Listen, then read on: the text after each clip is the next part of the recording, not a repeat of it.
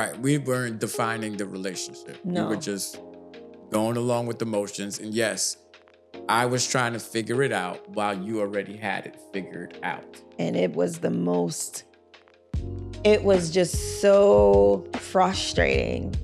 Trying to stay in something that I believe God brought together, but still looking at your actions, looking at, the things that you would say, the things you wouldn't say, the things you didn't do, just really frustrated the mess out of me. So you talked about the ultimatum that I gave you. I felt like that ultimatum was something that I needed to do for myself, because if I value me more than the value that you are showing, then I need to do something that proves that I am worthy, right? I am worthy to have someone be intentional about what it is that they have for us as a couple, and not just me seeing it for myself, but us seeing it for each other. Right.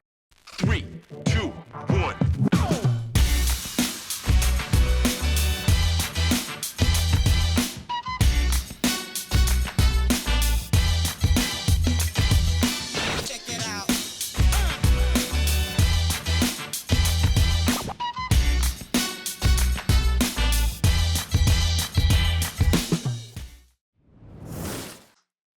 Hello, everyone. Welcome back to another episode of Carlene plus Jamie, where we just keep it real. Today, we are talking about how to not date for 7 long years without a future in mind. We want to make sure that our focus is avoiding aimless relationships by dating with intention and clarity. And so, Jamie, what up? How you doing? I'm doing good. What's so funny? It was so funny is like how proper you are. I know it sounds very proper or whatever. like I'm like you're so like TV right now. Well, that's what the vibes I'm giving tonight. Because this episode, I believe, is near and dear to our hearts, because this is actually a testimony, us testifying of our experience, our dating experience since we've been together. Last week, we talked about the mistakes that we made prior to becoming official boyfriend and girlfriend. And so in this episode, we're talking about us actually becoming boyfriend and girlfriend, passing that threshold of wondering whether or not the Lord has confirmed or affirmed our togetherness. And when he did confirm it, we dated. And so if you can talk to us a little bit about that experience that we had. Yeah. So we dated for 7 years, long distance. 7 long years, y'all. 7 whole years. I think it was a perfect number. Biblical number, perfect number, 7 years. And we dated long distance. So that's the other thing too. So we dated 7 years and long distance. And there was a lot of going back and forth, mostly on my part. Preach. Because it's interestingly enough, right? Last week's episode, if you didn't catch it, you should go ahead and watch it, because I went into the fast, confirmed with the fact that I wanted to be in a relationship with Carlene. We got in the relationship, and then I started like going topsy-turvy, all back and forth.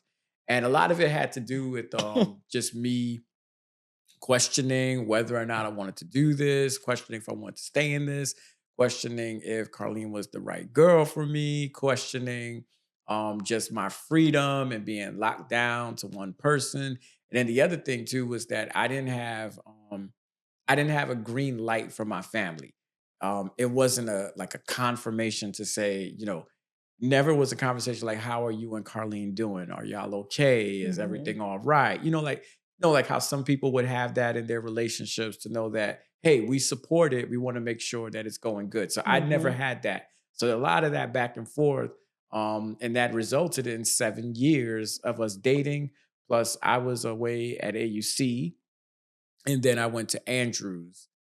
So that contributed to the 7 years as well, because I know I know for one thing, I wanted to have a job or a steady income before I proposed to you or got married. So there were I was making a lot of different excuses in regard to us. And so that's why we dated for 7 whole years. Perfect number. Don't forget that. Spiritual number. It was not perfect. It was anything but perfect. All right.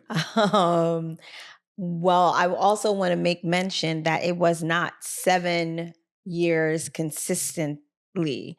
Like we definitely were on and off for 7 years. And in those 7 years, there were it was very turbulent as it relates to Jamie. All of a sudden, like and as he just mentioned in his fast, he was like, yes, this is what I want. I believe that God wants this for me. Let's go ahead and move forward. So it's actually ironic because after we were boyfriend and girlfriend, I felt as though I was very much consistent with, I believe that this is what the Lord has for us.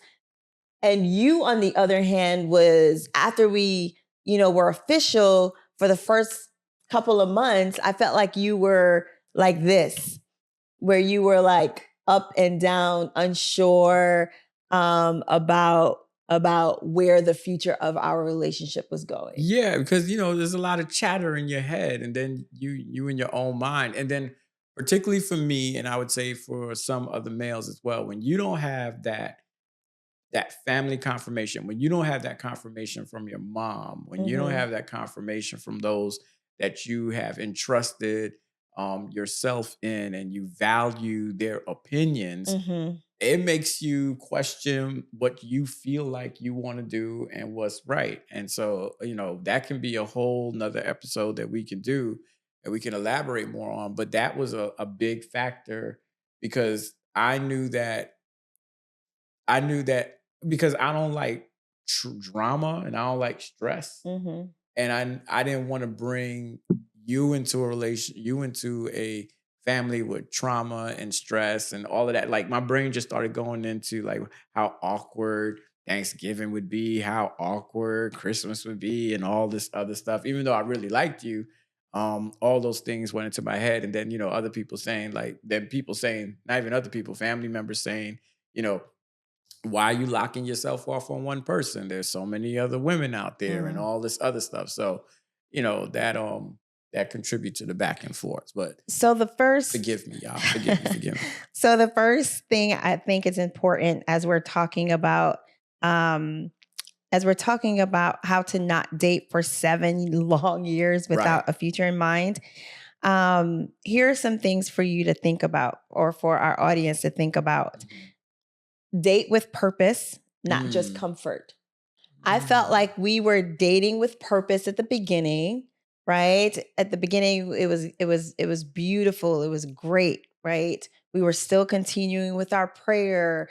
God was very much a part of our dynamic. We did fun things together. When you came back home after your break, or sometimes I would drive up to where you were, like we were really good with making sure that our relationship was thriving, although it was long distance. Right. And so it's important for you to ask yourself, like, why am I in this relationship?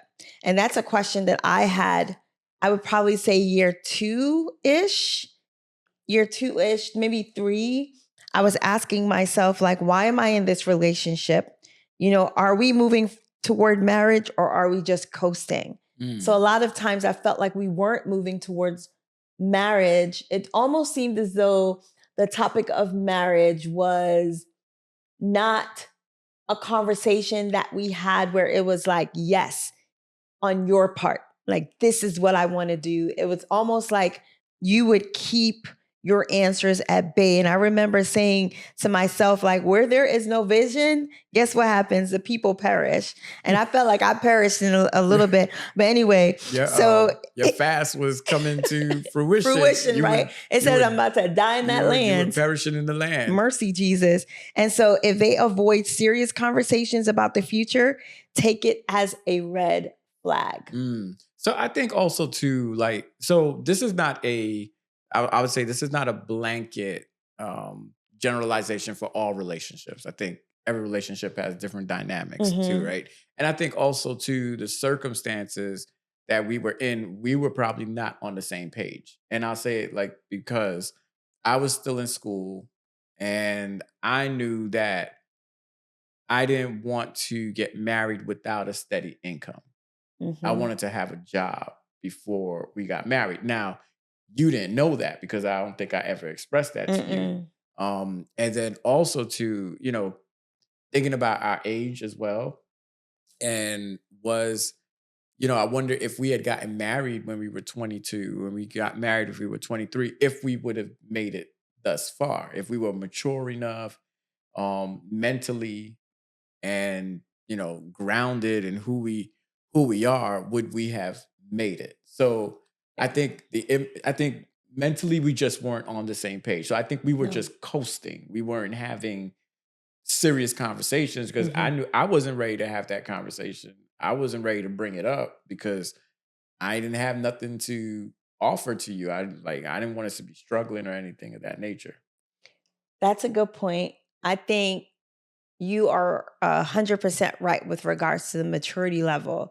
I believe that I was ready to struggle. I was ready, like, if this is what God has brought together, that he will see it, he will see us through. I felt like those excuses that you made or were making were actually a cover for what was truly happening with your family dynamics. I Mm. feel as though if you had more clarity, more encouragement, more support, I believe we definitely would have been married sooner than we got married. Yeah, I can agree with that. I think that if I had support and I had like, go ahead and do this, like, and I think also too, if I had um, that male figure in my life, to kind of help me, what's the word? Not filter, but help me manage my thoughts and where I'm at and what I'm doing to kind of like direct Guide me, you. guide me. Hmm. Yeah, I think that we would have probably had been married or we would have probably broke up already. So, do you believe that we had those hard conversations early on?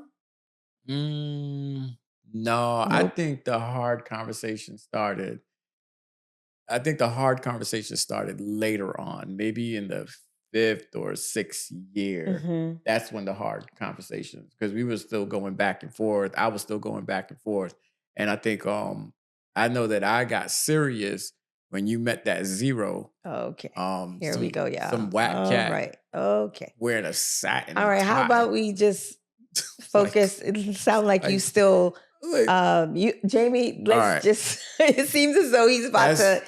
that's That thing still is very much on his heart because he is like about to go in, yeah, and that's that's not the focus. that's bonus material. I'm gonna put y'all Okay. on to what she was. Okay. What I was like. Okay. All right, I just said, all let's right. keep moving. But I do think that you're right. We did not have those hard conversations at the very beginning of the year. I would recommend now that within the first year, you discuss faith, values, marriage, and family. Avoid the let's see where this goes, right? Mhm. You were heavy on the let's see how it goes. Like let's keep working. Let's keep talking to see how this goes. And remember, this is right after our fast, right? So I'm thinking that we're on the same page. I'm not saying that we were supposed to get married within the first year or the second year of dating, but at least having those hard conversations about what our future looks like. I think it was very important, but they were avoided because I think, again, that you were still trying to figure out life. You were trying to figure out, what you should do. I think you were battling between the what men want, in terms of like stability and making sure that they provide for the household, which is important. I'm not knocking that. However, I feel like involving the person that you are wanting to be with in that conversation, in that plan, opposed to you kind of mulling about it over by yourself. And I'm sitting there like, what's happening? Like, is he trying to be with me, for the future, or is he still trying to play games with my heart? Because at this point in time, I think year 4 or 5, I was like, yo, what's good? Like, it seems as though we're kind of going through this cycle, and I'm tired. Like, I'm tired of the cycle. And so I think it's very important that those things I just mentioned, and again, can two walk together unless they be agreed, right? Unless they be agreed, can two walk together? No. Can't. No. So again, I don't know what to say. They can't. Exactly. They can't. Or we tried to. tried. I think it's like you said, right? Those hard conversations. But, in all honesty, I didn't know how to have the hard conversations. I didn't know what to say or what to do. And, it just goes to the fact that you were far advanced in knowing what you wanted. So I knew what I wanted in the moment. I didn't know what I wanted in the future. Mercy. So when you were fasting and praying and asked me to be your girlfriend, you knew what you wanted in that moment, but you didn't think about what this could possibly mean for the future? Yeah. I mean, I know that I was like, yo, I wouldn't mind getting married to you. I would like to date you to see if you would be somebody that I would marry. I would like to, get to know you better and make this and solidify this and make it serious. I think that while we were dating, I think I just got to a place where I was just like, I don't know if I want to get married, because honestly, I did not want to date that long. I think I imagined when we started dating, we would have probably dated for maybe 2-3 years the most. We would have got married and went to Andrews together. That's what I imagined. Me too. But it didn't work out like that, Sure because didn't. I went to Andrews by myself, and the long distance and, not having that support or that green light, that validation, it just messed with me mentally to the point where I was just like, I want to be with you, but I don't want to be with you, but I want to keep you around because I don't want to let go of you because I ain't seeing nothing comparable to you. So, I don't know. It's like, like I'm in the river, I'm in the bank, so that's kind of where I was. And I think it was mainly because of immaturity on my part and not willing to stand up. And so, yes, we were coasting, number one. Number two, we didn't have hard conversations early. And I wasn't taking the initiative to do that until you started giving me some ultimatums, and I was like, and that's when you got your act together. Okay. So I think that when I think for me, I recognize emotional stagnation. I recognize that emotionally you were stagnant. We were stagnant. Like we weren't moving forward. We just stayed where we were for a long time. And that's because due to all it is that you just mentioned, right? So I asked myself the questions, are we growing together, right? Or are we just getting used to each other? Right? Because you can kind of coast, you can kind of, this is familiar. You're kind of, again, going through this cycle of, oh my gosh, this is amazing, to, okay, what are we doing in this relationship?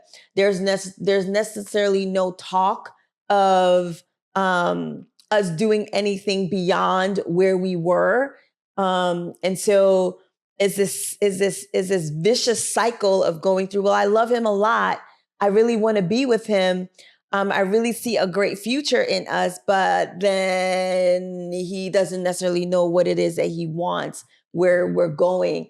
There's no timeline. It's just, again, that stagnation And in those moments as a female, it just felt like I was almost being, I knew what I want. And so I kind of felt like I was being annoying or a nuisance, or like very much like I'm really trying to figure out, I'm really trying not to leave. I'm really trying not to walk away. At the same time, there are no signs that are leading me to stay, because again, it's this kind of this cycle. And so I think for me, a sign that I ignored was, if I feel like I'm waiting for you to figure it out, you may not be ready. And Right. it was true. You weren't ready. You weren't ready when I was ready. Right. And to anybody who's watching this, and we speaking, if we in your pew in your house right now, we speaking to you, then I think these are just some good questions you have to ask yourself about your relationship. Mm-hmm. Are you growing together? Are you just used to each other? Are y'all together just for being for together's sake, right? Mm-hmm. Do your goals align? Obviously, we were not aligned Mm-mm. in our relationship goals. We were on two different pages and we were just coasting. So just before you move on, I think because our goals did not align, they were misaligned. I think that caused the stagnation, that caused the vicious cycle, right? Because it's almost like, well, if we have a goal that by year 2, we're going to be moving and working towards marriage, working towards potentially seeing what being at Andrews together as a couple would look like. Those were the conversations that we did not have, because again, I didn't feel like I needed to keep bringing it up, because it was just like, why should I keep bringing it up? But I definitely knew that if we, from the beginning, had those goals in place, we can kind of check in and say, hey, we didn't meet these goals. We didn't reach these goals. What's happening? Right. We weren't defining the relationship. No. We were just going along with the motions. And yes, I was trying to figure it out while you already had it figured out. And it was just so frustrating. Trying to stay in something that I believe God brought together, but still looking at your actions, looking at, the things that you would say, the things you wouldn't say, the things you didn't do, just really frustrated the mess out of me. So you talked about the ultimatum that I gave you. I felt like that ultimatum was something that I needed to do for myself, because if I value me more than the value that you are showing, then I need to do something that proves that I am worthy, right? I am worthy to have someone be intentional about what it is that they have for us as a couple, and not just me seeing it for myself, but us seeing it for each other. Right. Absolutely. Yeah, I think that's so true. And and just looking back in retrospect and just thinking about how our relationship went, and thanking God that we made it through and that you did give that ultimatum. I just wouldn't advise that to anybody, because like it's emotionally you get stale. Yes. Yeah, emotionally you are more concerned. You're more concerned about figuring this thing out than you are about figuring out your own life. And then you give up so many years of trying to figure out something that some cases may not end like in a story like you and I. And then you look at all them 7 years of what you could have been doing, or where you could have been, or however what many years, you could have been somewhere else. So it's important that you define that relationship. And if you ain't growing, or you're not becoming a better person, then you need to really consider, what am I doing here? Exactly. Because I think that asking those questions, I don't feel like I had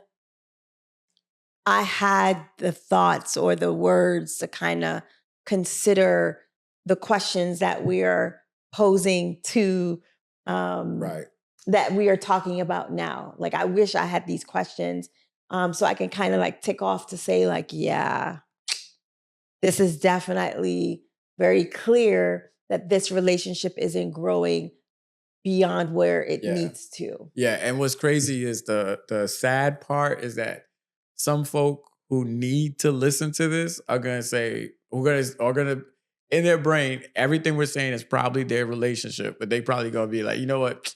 That's not me. That we different. Me and my boo, we different. We ain't like that. But well, that's on them. That's whatever on you, it is. fam.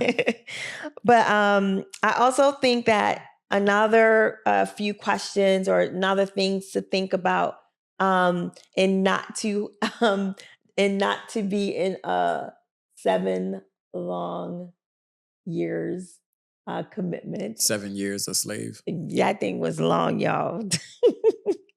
Is you ask, are they showing signs of long-term commitment?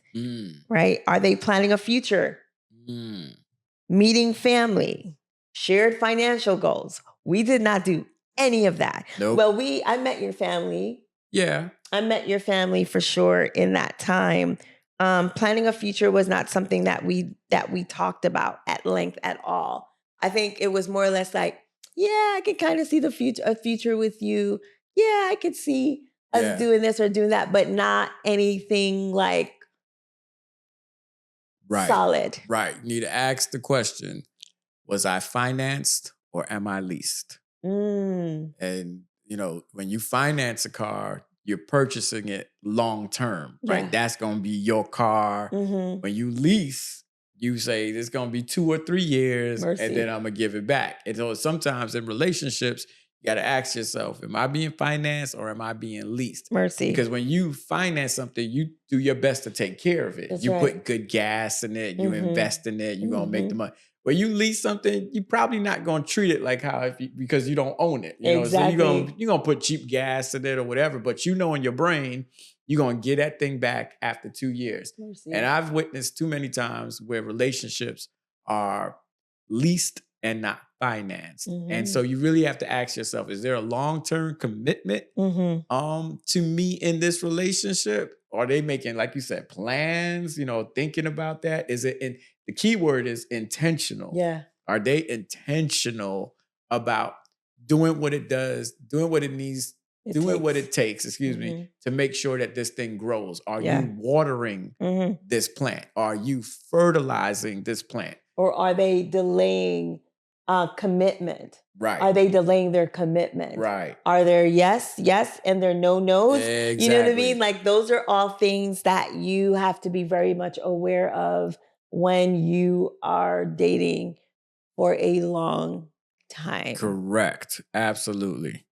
I think time alone also doesn't equal progress. For example, just because you've been together for years doesn't mean that they're any closer to commitment. Right. Which is insane. Right. Yeah. It doesn't mean that they're any closer to commitment. Longevity doesn't mean purpose. Don't confuse time with progress. I really love the thought of that just because it's long doesn't mean that it's purposeful. Right. Purpose and progress are two different things. Yeah. That's good. That's good. Cause I think it's I think like that point you brought out about are you growing? Are you growing together? Because you can be with somebody for years and there's nothing to it. Like there's no, you are like, I feel like relationships, we should help make each other better, right? We should be pushing towards goals. We should be dreaming together. We should be thinking about life together and all these different sorts of things. But when that's not there, then what are you doing? Like, what are we in this for? So I guess, so you can be with somebody for 8 years, 10 years, and just because you've been with that person for a long time, it doesn't necessarily translate into being a long-term commitment. Y'all just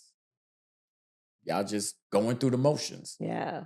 And that's not healthy. Going through the motions is not healthy because I always feel like someone is suffering or both of y'all are suffering. Because I feel like you were suffering in a different way than I was.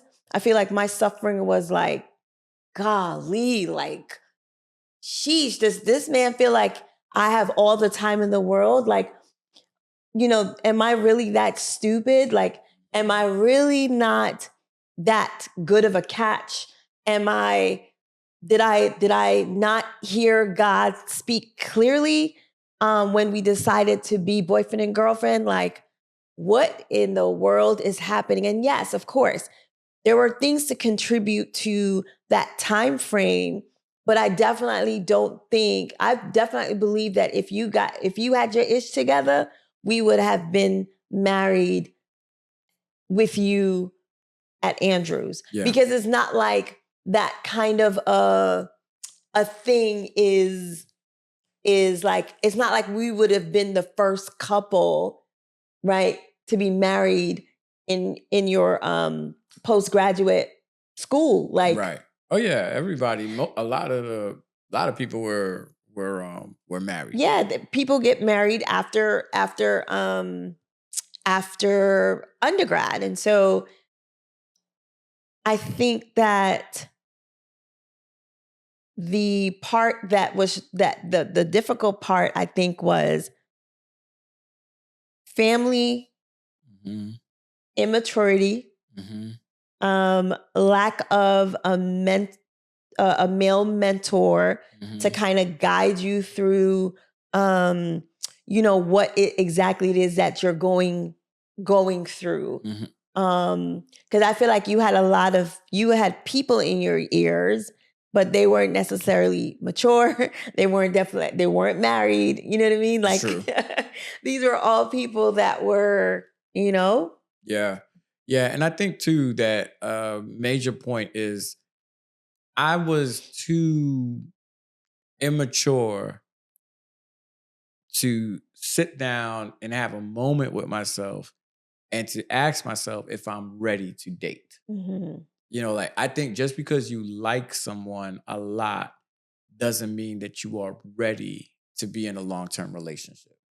And I knew that I liked you a lot because I wanted to grow, but I wasn't mentally ready to be in a long-term relationship. Yeah. And that's messed up because it's almost like, why go through the fast? Exactly.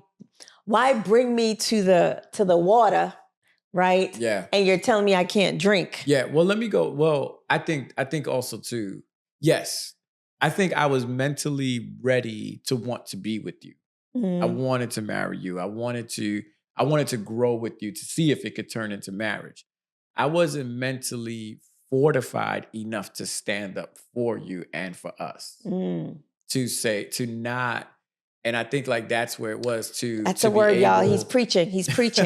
To be able to be mentally strong enough to blot out any other distractions to say, no, I've made my decision. This is what I'm going to do. This is where I'm going to be. This is where I'm going to lay my hat, and this is what I'm going to work towards. If it doesn't work out, then it doesn't work out. But at least I know that this is where I laid my head, and this is what I want to work towards. That part I wasn't ready for because I did not expect it.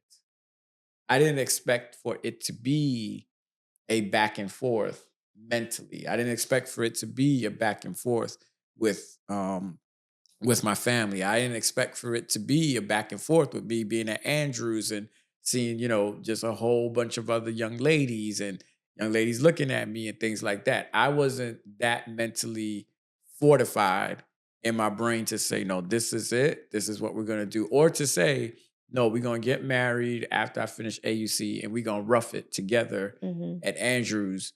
Those things. So I had a lot of things that I wasn't certain about that I think affected our relationship. And I should not have engaged in a relationship with you unless I was sure. So I think like that's a major part, a major component in regards to before you even start dating somebody, you should know if you're ready to date.